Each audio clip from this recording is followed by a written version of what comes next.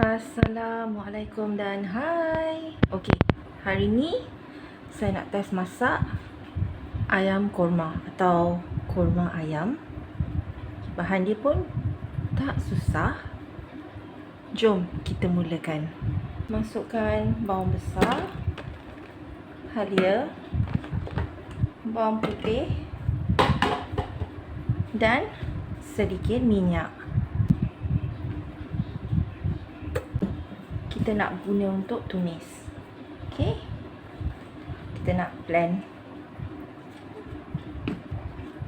Blend selama 10 saat, speed 8. Okey.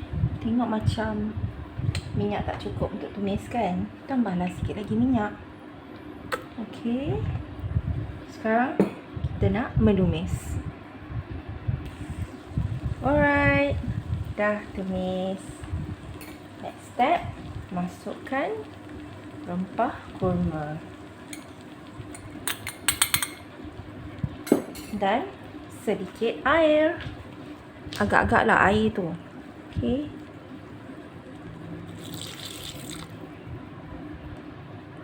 Dan sambung lagi tumis. Okey, dah tumis. Dah garing. Okey, tambahkan santan. Secukup.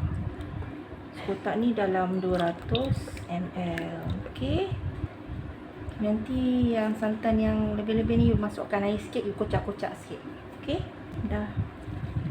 Jangan bazir santan tu. Dan you tambahlah air 1 liter. No worry. 1 liter air, 200 ml santan. Okay. Yang air yang saya letak dalam kotak santan tu is daripada 1 liter tu lah. Okay.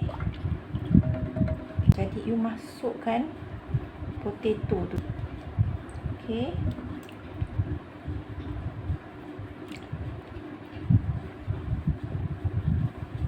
Akan guna mode steaming. Steaming blade dia tak pasang, hanya ada kat preset setting. Okay, kalau manual set dia akan suruh you kacau, bukan sentuh part blade tu. Okay, your chicken in.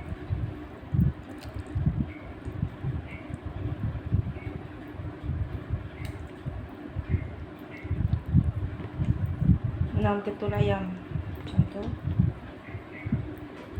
Sekarang you boleh letak dia punya seasoning.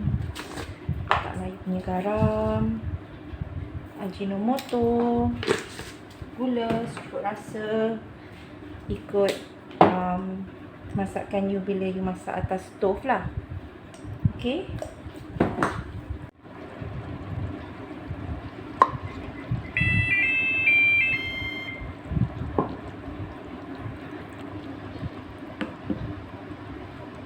Dah masak.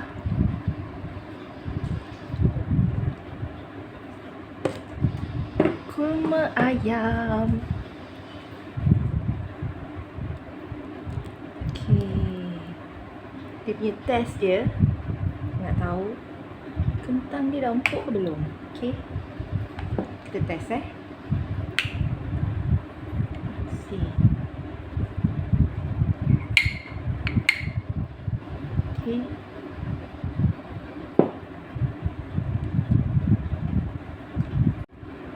Okay, kurma ayam di dalam Lifeite dah siap. Okay, resepi saya sertakan di dalam description. Okay, you boleh check kat situ. Dan saya nak enjoy dengan nasi. Thanks for watching. Bye. Kita berjumpa lagi untuk resepi lain. Bye.